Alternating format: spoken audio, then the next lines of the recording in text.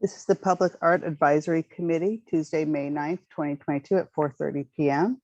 This meeting is compliant with the Ralph M. Brown Act as amended by California Assembly Bill number 361, effective September 16th, 2021, providing for a public health emergency exception to the standard teleconference rules required by the Brown Act. The purpose of this is to provide a safe environment for the public, staff, and the committee while allowing for public participation.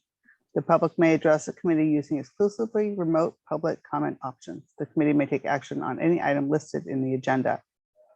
To address the committee, meeting will be an exclusively virtual meeting. This agenda materials may be viewed online at brisbaneca.org at least 72 hours prior to the meeting. Meeting participants are encouraged to submit public comment in writing in advance of the meeting. Aside from commenting while on the Zoom call, the following email and text line will be monitored. The email address aibera@brisbaneca.org or text 415-407-2675. All right. Go ahead, Danette. All right, we'll start with roll call. Councilmember Cunningham. I am here. Councilmember Davis. Here. Chair Davis. Davis. Here. Vice Chair Salmon. Not here. Commissioner Greenlee. Here. Park and Rec Commissioner Sewell is not here. And Committee Member Grossman. Here. Great. All right, go. Now we'll move on to approve the agenda. Do we have a motion? I move to approve. Second.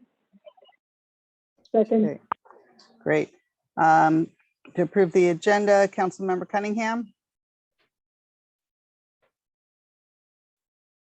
I second it, I think. Yep. Councilmember Davis. Aye. Chair Davis. Aye. Park and Rec Commissioner Greenlee. Aye.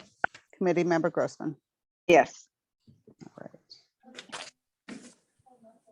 All right, we'll move on to approval of the minutes from April 5th, 2022 of the Public Art Advisory Committee.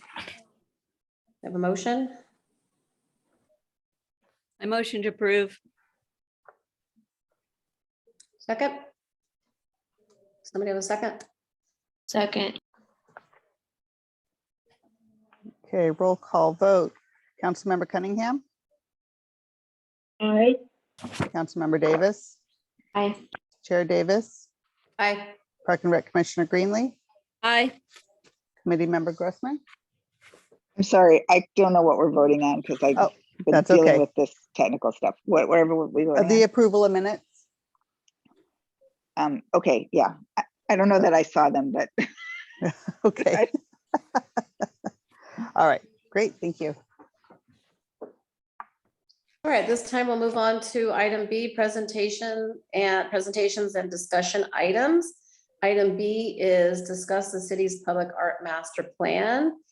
And we will start off with reviewing the City of Salinas Public Art Master Plan. So I'll open the floor to committee members for comments on Salinas.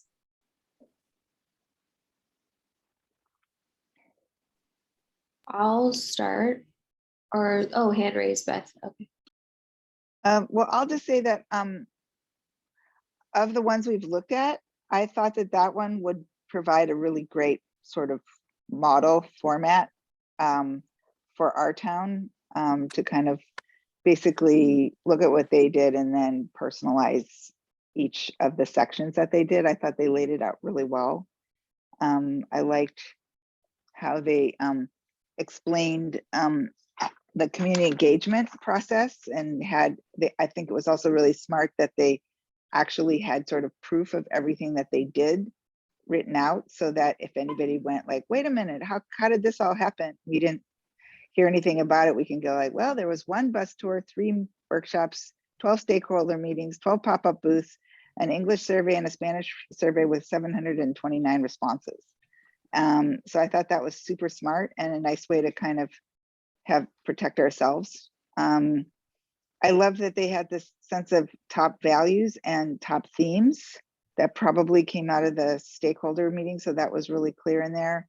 And that they had their really just simply laid out, not too wordy. Like, I thought that Seattle's was like really like all piled into one place and it was hard to see, but this one was visually and through the graphic design, it really like made it clear, like, oh, these are visions and goals in a really simple paragraph for each one. And then they also had their policies laid out really clearly in one, you know, in like bullet points for their public art. They had their curatorial framework. And then they had a page for each of the things that they talked about in terms of permanent and temporary art, as well as sort of separating the kinds of art out and talking specifically about each one, like light art, media art, interactive art, permanent art, contemporary art, and kind of laid out what the sort of the field of it was that they were taking on. And then I also like that they really clearly identified their creative zone and specifically said in each section, you know, what kinds of things they wanted to make sure that they considered in each kind of zone. And I particularly liked where, like, for example, to use as an example, the part about the corridors, like how to really activate a corridor. And in a lot of cases, it has to do with public safety. And also gateways, kind of like establishing history and identity and, you know, so each of the kinds of creative zones has a slightly different set of priorities. So I really liked all of those things. And I think it's a great sort of way to use it as a template. We could use them as a template in my opinion. That's good. Thank you, Beth. Madison? I think this is my favorite plan so far to look at. I just felt it was really to the point. And I liked the curatorial framework. I didn't know that I saw that like in every plan. So I just thought that was a really interesting element. I also just love the way that like they used color and like font size and bolding throughout the document to emphasize the most high level points that it made it easy for the reader to find. And in just the way of like their bullet points are actually symbols, which I thought was I just love like that creative element in just working with text. And then also, aside from all the things like that Beth said, because I agree with all of that too, I like that they put, I'm trying to find it here, when they talk to the community, and there's a section about like what is important to you as a community member. Hold on, I'm trying to find it. And it was like what they asked the community what art should be. And I thought that that was like a really good place to start, because by really understanding what your community is expecting from the art, I think that helps guide you as a commission in what you're choosing. But I think it was like, I can't find exactly the page in here, but it was something like art should be, you know, something that kids should play on, or art should enhance public spaces, and like it was ranked what were the most important things that artwork should be. And it wasn't like it wasn't obvious to me that those were going to be the number one choices. And so I thought that was good that they asked their community and then used that as that foundation, for which they applied like everything, you know, use that as the foundation when they're evaluating art going forward. So I don't, if anyone else sees what page that's on, I've been scrolling and I can't find it, but anyhow, yeah, I like this one a lot.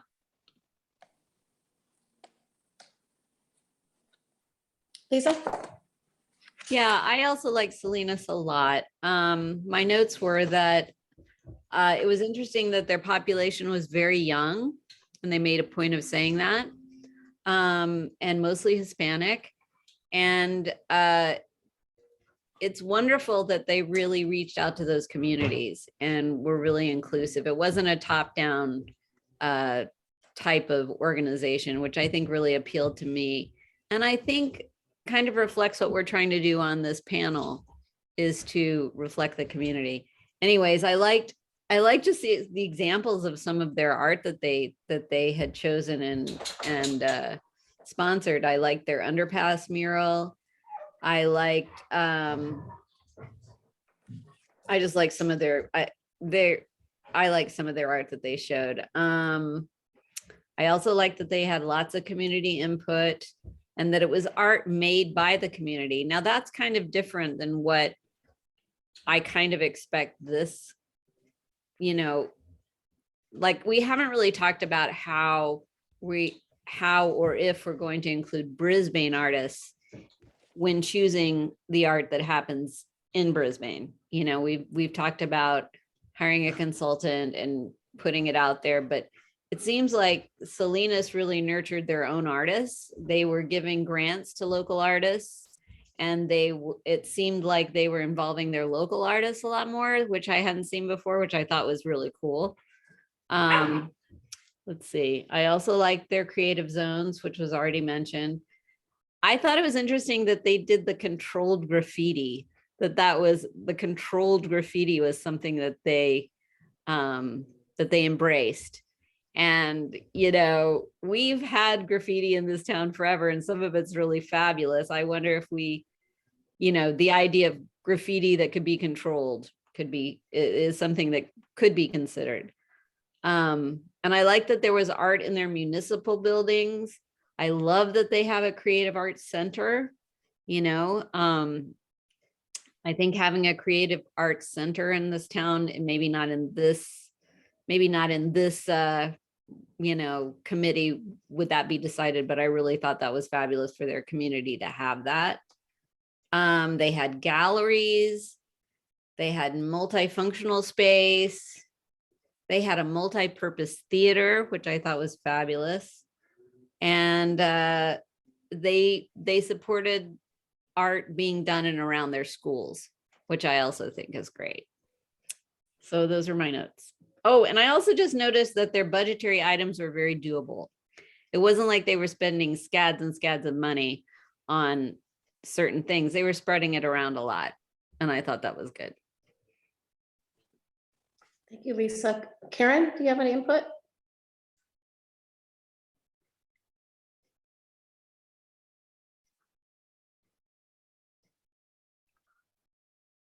Karen? All right. So I'm just going to go ahead and make some comments, and then if Karen has something to say, then we can add it. She might be away from the phone. I agreed with all of you. This reminded me of the Belmont and that it was easier to read. There were colors, there were bullet points, there were different fonts. There were colors that they used in this document. It was easier to understand. It wasn't so much information and wordy. And I did like when you did, I think you brought up Mass, and they had the bus, you know, they said 1 bus tour, 3 community workshops, 12, you know, and they had the little fonts to go with it. And that was simple, very easy to see. And then they had, I think what you were talking about was the results of that, where they have top. And I think Beth talked about that too. The top 10 values for public art listed 1 through 10. And then the top 10 art themes and types for Salinas. And that was that, you know, I think it clarified what, you know, what the community wanted.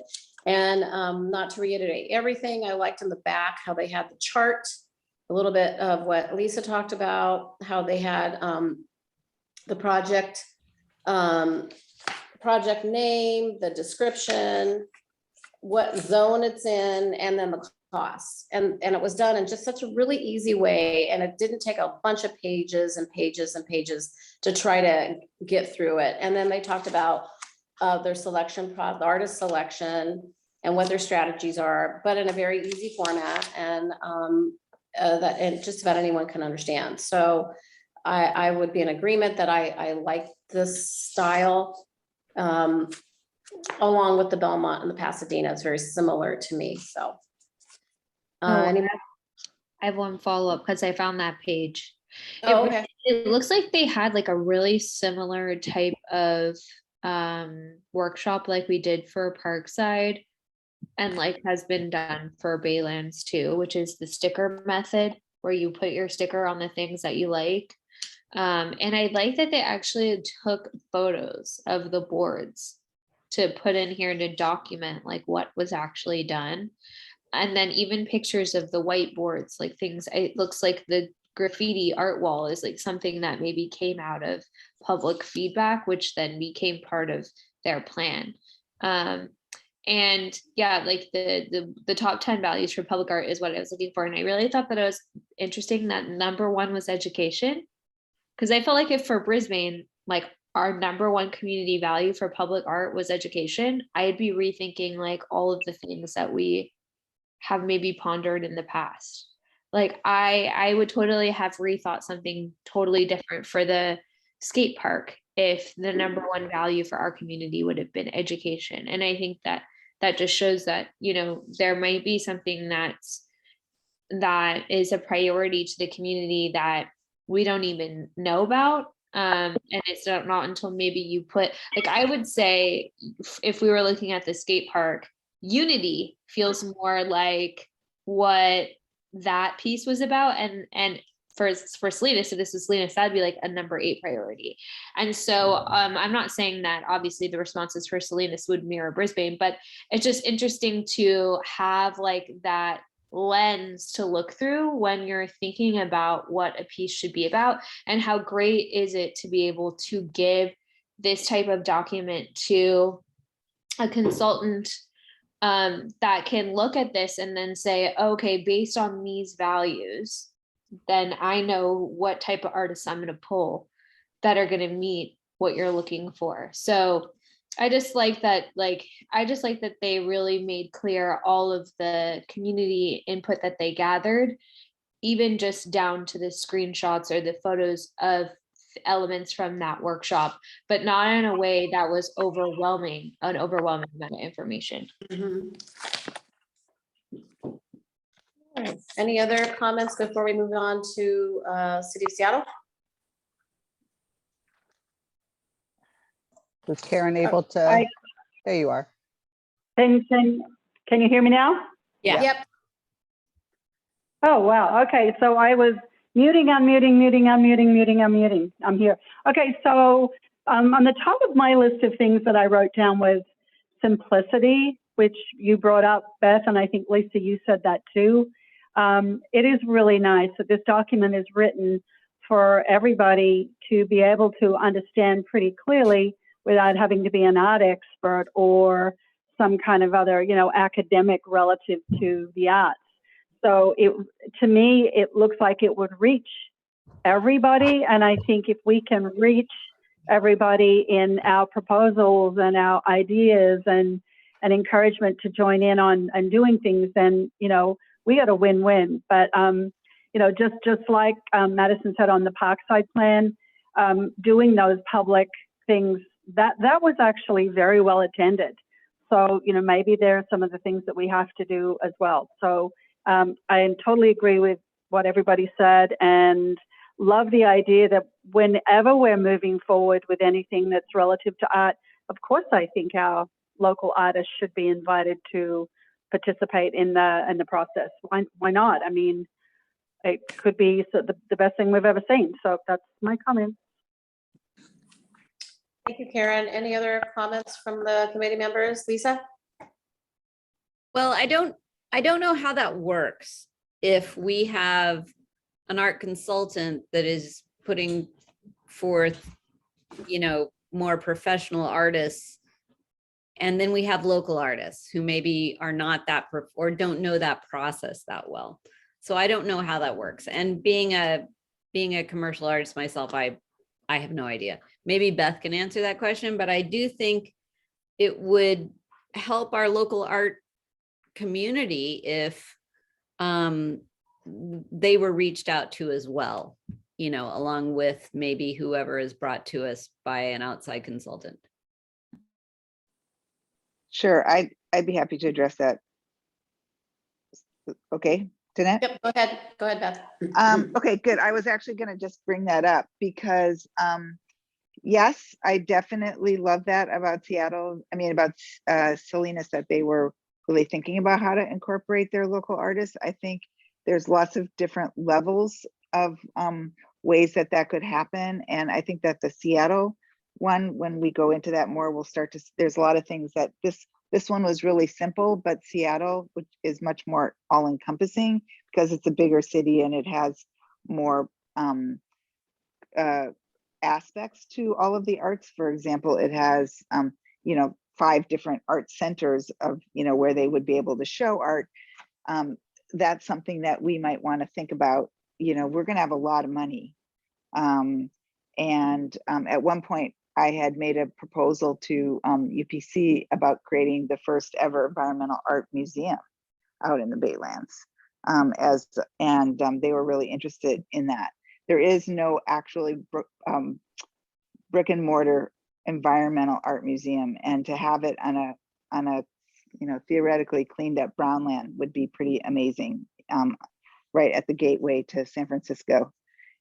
So anyways, I wanted to say that also in terms of the other thing that Seattle had, not to sort of jump in, but there's a lot of things that we can learn, was that it has, one of its values is to incorporate education and work with schools and everything. And one of the things that they mentioned in Seattle was that to actually, have a kind of opportunity where they had seminars and workshops in the public schools where they could, with artists who were working with the city, to be able to say, look, this is a career to be a public artist.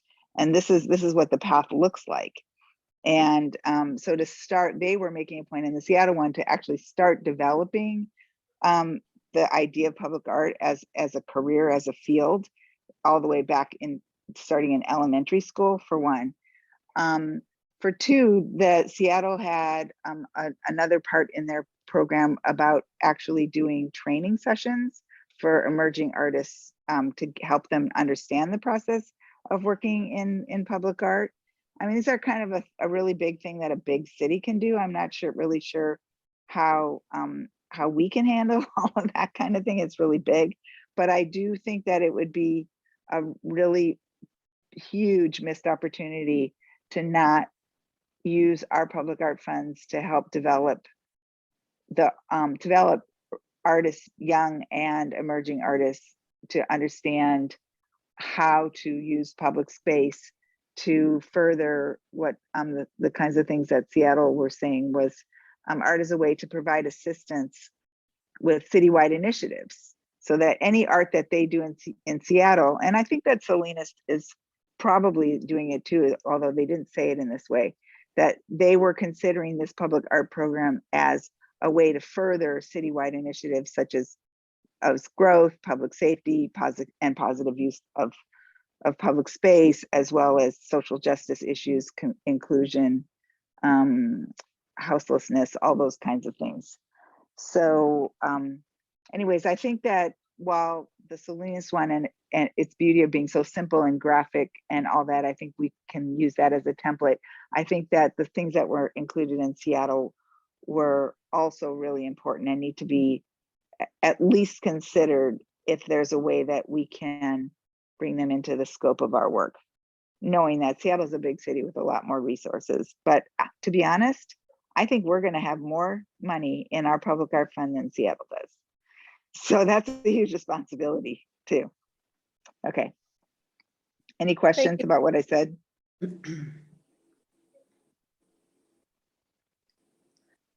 Thank you, Beth. All right, before we move on to the next item, which is Seattle, does anybody have any more comments about concerning Salinas? All right, so we'll move on to reviewing the Seattle document. And so I'll open that up to committee members to talk about that.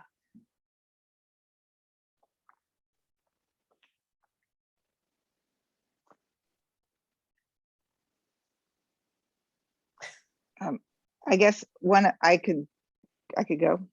Oh, go ahead, Beth. So a couple things was, one thing we haven't, and this is related to this idea of like the pool of artists that we would be working with. And a lot of, actually most cities that I've ever applied to, they have what's called a pre-qualified pool. And so basically you put that we as a city put out a huge, every so often, we open it up where you become pre-qualified, and there's a whole set of information, and you have all of, photos of your work and your CV and all those, and your letters of recommendation and whatever licenses you have and all those kinds of things, so that's what we choose from. It's important that we make that open on a regular basis, otherwise it becomes too closed.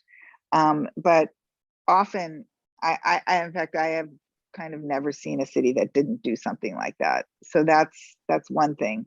But again, we have to really consider that carefully, because that's also a way to quickly disqualify a large population of artists who may not fully understand that situation, may have missed a deadline, may be underrepresented for various reasons.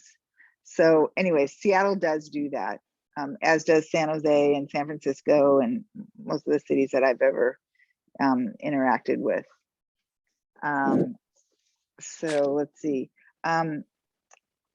I have other things to say, but I'll hold on and talk about them after other people comment. All right, thank you, Beth. Any other comments on Seattle? Lisa?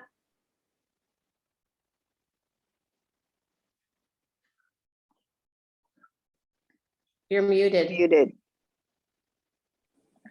Sorry. Okay, they did say that they were, that this group hoped to expand and develop artists within their community, which I thought was great. They also focused on inclusion and social justice. They have rotating shows and galleries and public spaces. And I think that's really something that we could do easily, get some public spaces and make them art galleries, which would be fun. I mean, it could be completely temporary, but I think that would be a really nice way to rotate art in and out of some spaces. They worked with the city departments to reinforce the artwork's importance within the city departments. Let's see, they had artists who were involved in design elements in the public works departments, which I thought was fabulous.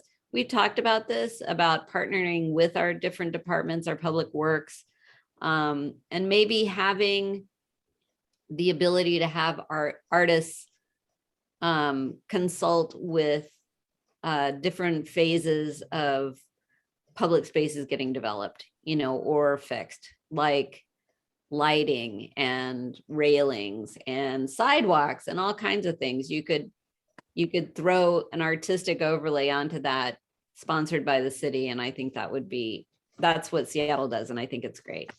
Like when they removed a tree, they turned it into art.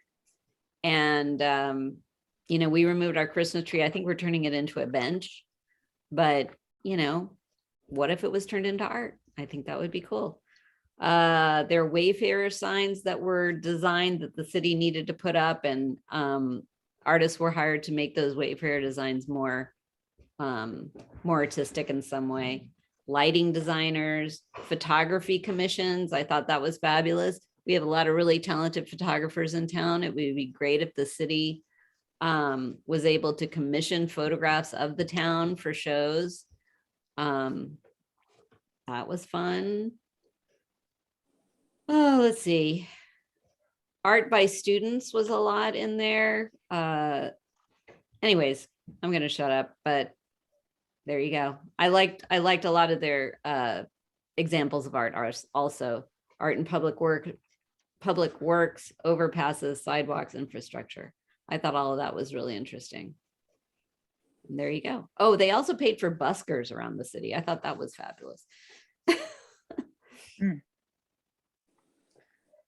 All right, anyone else have a comment? I'll go. I feel like this felt more like an internal document to me, rather than like a document that the public was expected to be interacting with. And it very may well have been. but just to me, it just felt like it wouldn't be the information. Obviously, there sounds like we really picked up some great things from the information, but just in the way that this document is arranged, I don't see it being a fit for us. One thing that I thought was interesting, and I think it was like a little bit brought up a little bit already, but was the public art boot camp. And I'd be really interested to know a little bit more about that. But it says the intensive introduction to public art for emerging artists. This hands-on series will be offered annually. The coursework will be directed at developing artists' skills to render them better equipped to realize successful public art projects for the program. The project has been funded at $30,000 per year. I also like that we know how much they're spending on something like this. This is 2017 numbers, but theoretically, because it's an annual program, that's probably something staff could get an understanding of, like how much they pay for this. And I know that, Beth was just talking about development. It would be interesting to know, like, if this is something that, and Beth just was talking about developing, public artists and talking to children at that age. And I'm curious, it sounds like the public art boot camp is probably likely for adults, to help them, meet the qualifications they would need to actually secure a contract with the city in a public art project in the future. But I think that this could be like a cool thing that we might be able to adopt for us.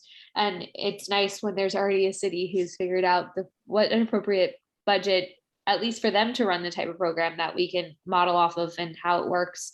That way we don't have to reinvent the wheel too much. Thank you.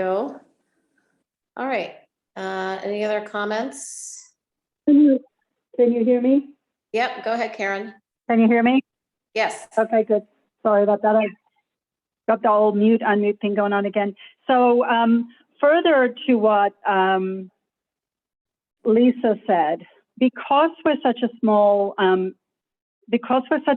city, and yes, I think that document looks much more internal and not something we'd want the public to see a document like that from us. But because we're such a small city, I think we could have a really good opportunity, and I love the idea of getting our public works and probably other departments, Park and Rec and whoever else, involved in the idea process. So, when public works are fixing a railing, and it would probably take some management changes because, our management, they're the boss and, here's what public works do. And if we go in and say, hey, we'd like to add an artistic element to our public works department, we'd like to add more of an artistic element to our Park and Rec department, et cetera, et cetera. So when they're out and they see something, they feel they could say something too. So maybe because we're small enough, we would be able to train our staff. But there's also the downside of that is because we're small, we don't have the resources to do a lot of those things. And so maybe some of the money that would be coming in would be to do some of these training programs with our staff as well. For example, that Alvarado staircase, that Alvarado to San Benito 0 Point staircase, that could be a perfect example of, a really sexy looking staircase that is not just, oh, it's a straight staircase from these two streets, that there's some really great design elements in it. And if we had our public works department involved in that early process, maybe even right now we could end up with, better art in town per se that wasn't considered art in the beginning. I have a sore throat, so I'm not going to speak too much more. Thank you. Thank you, Karen. All right, well, I'll go ahead. I think that go ahead. I have something too. I just don't want to be forgotten, but go ahead. okay. Go ahead. I didn't see your hand. No, Go ahead. please, you go ahead, Danette. I just don't want to be forgotten. Oh, okay. It seems like their budget is about 4 million. That was as of 2016. And I think it seems like it's funded a little bit different than ours. Seems like from their street light, I don't know, utilities. It sounds like two different departments that they get their funding, and it sounds like they're kind of their own department with staff and everything. And I don't know. I just thought that was kind of interesting. And I guess the main takeaway, I have a lot of things I've underlined, but was, and I'm agreeing with Karen, and I think Madison mentioned, was that they incorporated the public art, their committee or whatever, the process when they had public works projects from the ground up. And that was definitely in this document. And I did really like that because, like Karen said, the walkways or some of these things is that if you get the funding or we get the grant or finally some of these projects, to do projects, you know, come up, it would be really great for, and not an after thought, like, okay, well, we're starting. Oh, well, now it's too late because we've already put it out to bid. It's too late. We didn't, you know, and kind of backtracking. So I think it's really important if we can also write that I think that was just a great idea that I liked. So, but I did find, I didn't really enjoy reading it. It just wasn't, I didn't find it to be user-friendly. So in a nutshell. And Beth, go ahead. You have the floor again. Okay, thanks. I agree with you, Danette, on both things, that it does need to be from the ground up, and we do have to make a document that is accessible. So a couple other things I noticed in the Seattle one. Again, they're a much bigger city, but I also know that Los Angeles does the same thing, where they have an artist in residence, sort of, and Minneapolis has it, and St. Paul as well, I know, where they take a local artist can apply, and it becomes like a kind of position. And sometimes, for example, in Minneapolis, St. Paul, the artist was given a mission to focus on creating awareness about how to activate watersheds and awareness about keeping watersheds clean. And so they used an artist to actually promote an environmental goal that they had. Some cities I know have like a urban farming residency, where they they use artists to activate an agricultural, urban agricultural space. Some cities have poets in residence, and all of these were mentioned in the Seattle one as well, where they have like a poetry on the buses, or poetry in, I don't know, in our case that might not work, but poetry in various places. So what I think one of the things that we're going to really need to think about is the limitations of our guidelines as they are right now, because I think they were written at a time when we hadn't really thought about the larger scope of what we want to do. And so I think as they stand, there is no room for temporary art. There is no room for things like artist residencies, or even things that aren't sort of what I consider to be sort of plop art, you know, brick and mortar kind of sculptures or murals or something like that, because I think that will really limit us. And that I also think that, you know, a lot of the things that we might turn to an arts consultant for could actually be done by an artist, in terms of like using an artist, for example, who does kind of like what I do, which is the community building, community outreach, raising awareness, inclusion. So I know that there's a lot of committees, like for example, there's the new inclusion committee. Like an artist could work with the committee to think about how can we activate this committee. Like most people don't even know that it exists. It's brand new. So how do we promote that? And how does an artist help to actually further their missions? So I think an artist in residence for various, given various tasks, could actually activate all of our commissions, all of the city's initiatives. If it's clean waterways, getting people to stop dumping in the ravines, or whatever it is, I think that hiring artists to really raise awareness and build community involvement on the things that the city initiatives is a way to go. And I would really hope that we can think about using the arts funds for some of that kind of thing. And Seattle does, I know of the cities that I've ever encountered, I know there's a whole lot more, but I know Seattle does, Minneapolis, St. Paul does, and Los Angeles do. So, and I know there's a lot more. So maybe we could look to those people too, if we're interested in pursuing that, we could look to them for how they set that up. Okay. Those are great ideas. Thank you, Beth. Mhm. Any more comments on Seattle? Or anybody want to talk about Salinas again? Bring that up? All right. I don't know if it's okay to talk about the email that we all received from Beth or just acknowledge and put it on. I mean, it does have to do with the master plan, which I thought was kind of, seems like it went awry. So on SoFi Stadium. I'm sorry, what's that? I think we have to agendize.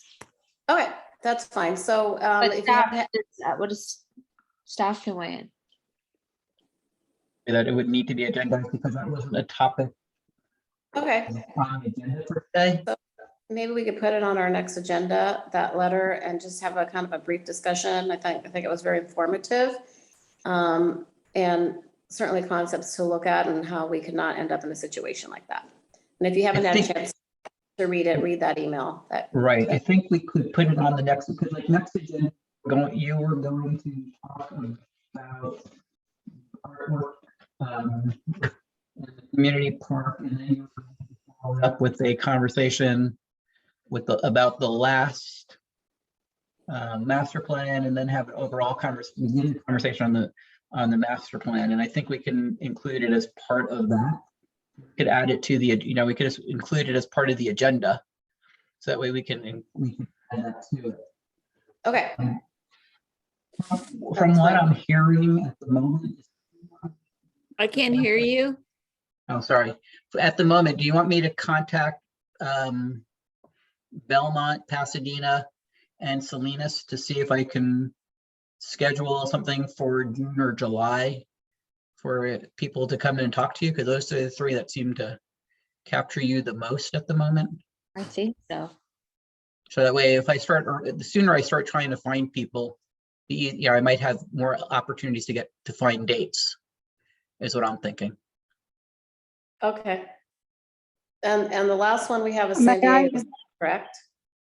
May I just add a really quick comment, Danette? Yep, I will be absent June 17th through July 2nd in Australia. It's virtual meetings. I mean, you're 18 hours different from us at that point? I'm kidding, of You can course. schedule all you want. If I can get on, I will. And I know I'm legally allowed to. It's just the danger of if we get a guest speaker, I wouldn't want to miss it. No, that makes sense. He's So I teasing. will, so knowing that, how about if Angel sends out an email to everybody to see what your summer plans are? So that way we can, as I said, I just think the sooner I can reach out to cities that you're interested in hearing from and give them a variety of days, the easier it will be for me to find somebody for you. okay, thank you, Stuart. And I think the final city is San Diego, is that correct? Yes, And that will be on our next agenda.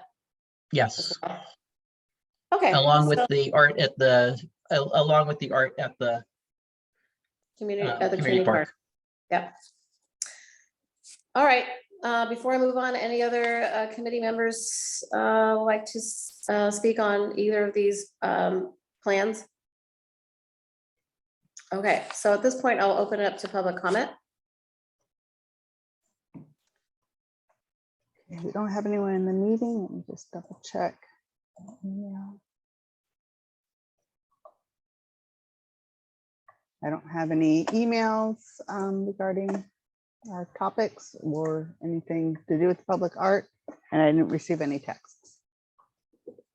Okay, so at this time, we'll move on to the calendar, and our next meeting is May 23rd at 4:30.